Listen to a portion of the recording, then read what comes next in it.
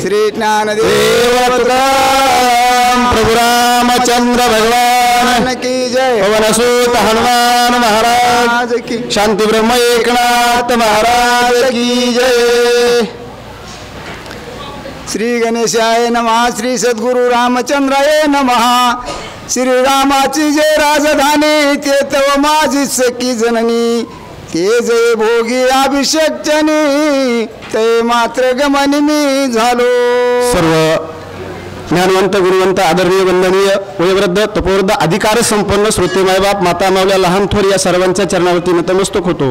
गुरुवर्य गुरुनाम भगवान बाबा, गुरुवर्य गुरुनाम माऊली दादा आणि भक्त शिरोमणी हनुमानजी यांच्याही चरणाला प्रणिपात करून या ठिकाणी वेड्यावाकड्या शब्दामध्ये कथेचं अनुसंधान सांगण्याचा प्रयत्न करील।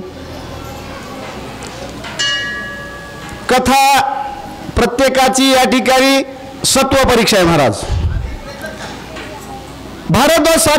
भारद्वाज ऋषी सारखे ऋषी भरताविषयी हे शब्द बोलतात।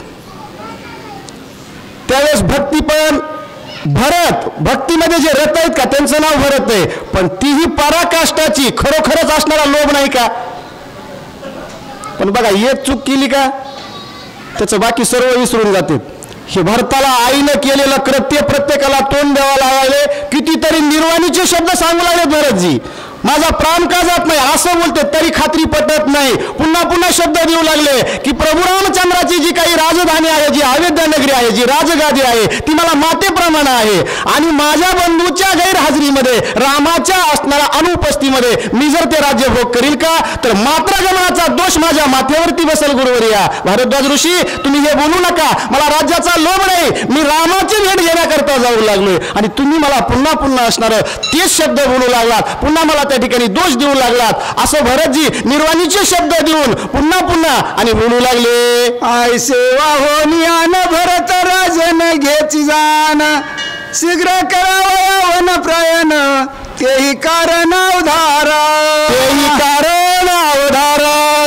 मग ते कारण म्हणलं नाथबाबांनी सांगतो, परंतु भरतजी आणि घेऊ लागले, शपथ घेऊ लागले। मी शपथ घेऊन सांगतो गुरुवर्या ऋषीवर्या, मी प्रभू रामचंद्राची भेट घेण्याकरता आणि रामाला परत आणण्याकरता जाऊ लागले। राज्याचा लोभ मला नाहीये, मी राज्याच्या लोभाच्या उद्देशानं या ठिकाणी गमन करत नाही, मी तुमच्या चरणाची शपथ घेतो आणि घेतो गुरुवर्या असं पुन्हा पुन्हा भरतजी बोलू लागले। भरत जाऊन रामा प्रति राजा घेवा रघुपती आवेदन मागुती आयसी प्रीती जातसे, आयसी प्रीती जातसे। म्हणून म्हणले भरत रामाला कुठलाही आघात करण्याकरता जात नाही, तर प्रीतीनं आवडीनं आपल्या प्रेमाच्या शब्दामध्ये गुंतवून बंधूच्या प्रेमाविषयी त्या ठिकाणी बोलून भरतजी रामाला परत अयोध्येमध्ये आणण्याकरता जाऊ लागले। मात्र भरतापासून प्रभू रामचंद्राला कुठलाही त्या ठिकाणी आघात करण्याचा उद्देश हा भरताचा नाहीये।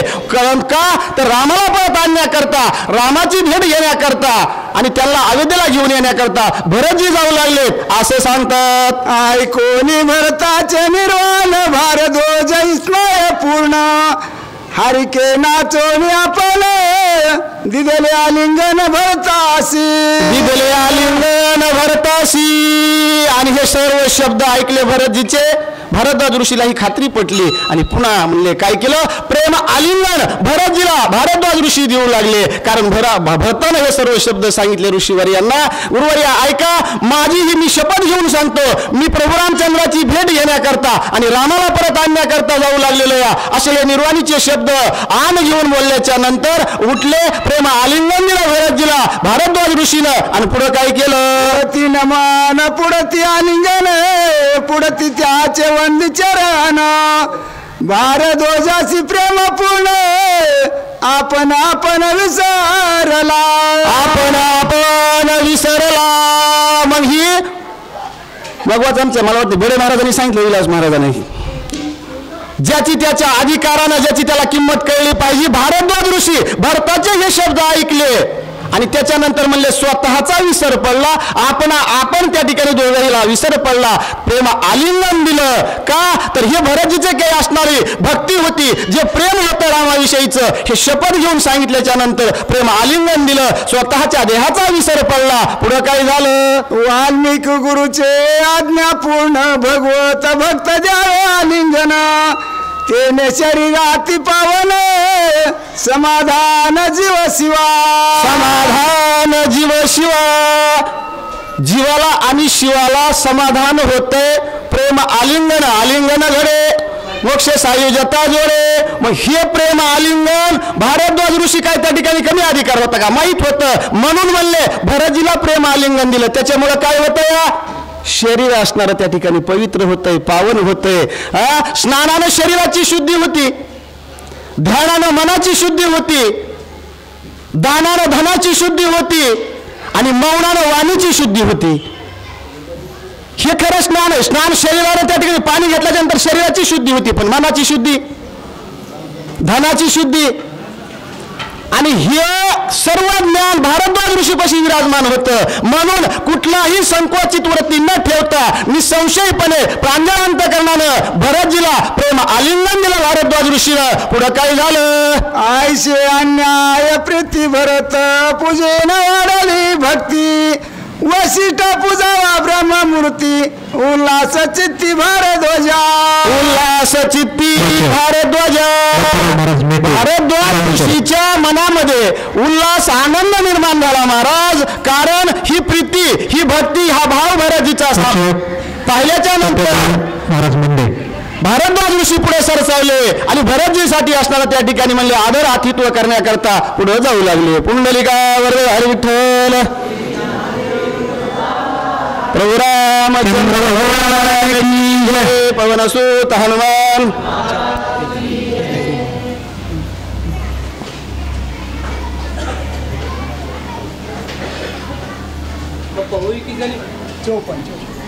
चौपन चालू.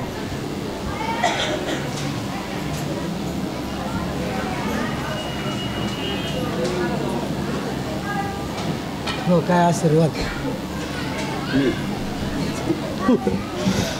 पुंडलिक वरदे हरी विठ्ठल. श्री ज्ञानदेव तुकाराम. प्रभु रामचंद्र भगवान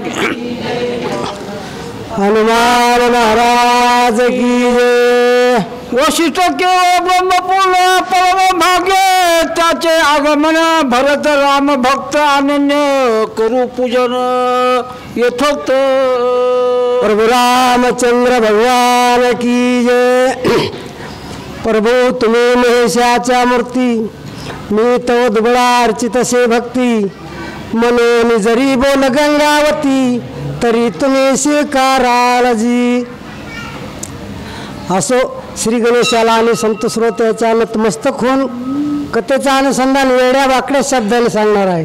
कारण मला याच्यातलं काही येत नाही, परंतु तुमच्या ज्या कृपा आशीर्वादानं कृपया केली संतजनी, माझी अलंकारिली वाणी, लक्ष हे लाविले कीर्तनी, तो काचरणे लोळतसे. त्या नेहाप्रमाणे आणि तुमच्या ज्या चरणाच्या आशीर्वादानं जी दोन शब्द येतील ते असणारा सांगण्याचा प्रयत्न करीन. संवाद भारद्वाज ऋषीचा आणि भरताचा आहे.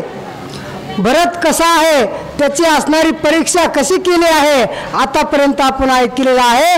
त्यावेळेस आणि भरत आणि भारद्वाज ऋषी जसं दोन्हीचं आणि एक रूप झालेलं आहे. कोण आहे कोण त्या शक्तीमध्ये ओळख निघतात बघा. भरत आणि मारुती यांचं असणारं देह पण एक झालं होतं. त्या नेहाप्रमाणे भरताचं आणि भारद्वाज ऋषीचं आणि सर्व काही एकमय झालेलं आहे. केले वशिष्ठाशी नमन, आजी माझे घ्यावे पूजन, माझे आश्रमी निज भोजन, ऋषी जन समयोगे. त्यावेळेस आणि भरताला आलिंगन दिलेलं आहे, त्यांची समजूत घातलेली आहे आणि वशिष्ठ ऋषीला भारद्वाज ऋषीनं आणि पूजा करण्याचं असणारं विनंती केलेली आहे. माझी ही असणारी आणि गरिबाची या बालकाची पूजा एवढी घ्या एवढी स्वीकारा असा असणारा वसिष्ठ ऋषीला भारद्वाज ऋषीनं वसिष्ठाशी ऋषीगणे आले असते कोण कोण ज्याचे करिता नामस्मरण पुनश्चरण महादोषा. हा त्यावेळेस त्या टायमाला भरतासोबत कोण कोण ऋषी आलेले आहेत त्याची असणारी आपल्याला नावाची यादी आणि नाथ महाराज सांगू लागलेले आहेत. कोण कोण आलेले आहेत त्या सर्व सामूहामध्ये ती यादी आपल्याला सविस्तर ऐकायची. कश्यप कात्यायन वामदेव जाबाली मुद्दल मार्कंडेय गौतम ऋषी महानुभाव ऋषी समुदाय निमंत्रिला.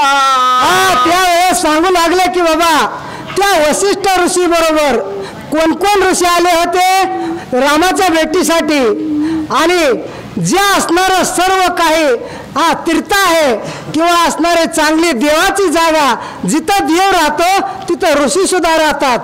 असंच असणारं द्वारकेमध्ये सुद्धा कृष्णाबरोबर असे पुष्कळसे ऋषी द्वारकेमध्ये राहत होते. नारदाला कोणत्या तरी ऋषीचा शाप होता. क्षणभर सुद्धा एका जागेवर थांबायचं नाही आणि तोच नारद वर्षानुवर्षे त्या द्वारकेत राहत होता त्या असणाऱ्या देवाच्या आशीर्वादामुळं. तसं कात्यायन ऋषी आहेत जाबाले आहेत असे काही असणारे पुष्कळसे ऋषी आणि त्या वसिष्ठ ऋषी बरोबर आलेले आहेत म्हणतात. मग बोलले भक्त प्रति भोजनालय तुम्ही समजती आम्ही दोघे येऊ ऋषी पंक्ती चारे भोवती मज का तुझं काय. अशी त्यांची पूजेचं असणारी सामुग्री आटपलेली आहे आणि भरताला जाबाले आपलं कोणते ऋषी भारद्वाज ऋषी विनंती करू लागलेले आहेत. हे भरता तुम्ही आता सर्वजण आणि माझ्या या आश्रमाच्या ठिकाणी आलेला आहात. तुम्ही सर्वांनी भोजनाची असणारी तयारी झालेली आहे. तुम्ही भोजनासाठी बसून घ्या असं असणारं सांगतात. भरता जितके तुझे कटक अश्व गजावगे रामसेवक ते मज पूजा पूजा आवश्यक त्या समस्त देख आणावे. त्यावेळेस भरताला विनंती केलेली आहे भारद्वाज ऋषीने. हे भरता तुझी असणारी जेवढी सैना आहे आणि तेवढी सैना आणि इथं असणारी माझ्यापर्यंत आणा. माणसं असतील घोडे असतील हत्या असतील तेवढ्याची असणारी व्यवस्था आणि या आज माझ्यातर्फे करणार आहे असं असणारं भरताला भारद्वाज ऋषी सांगतात. या की इथं कोणी मीच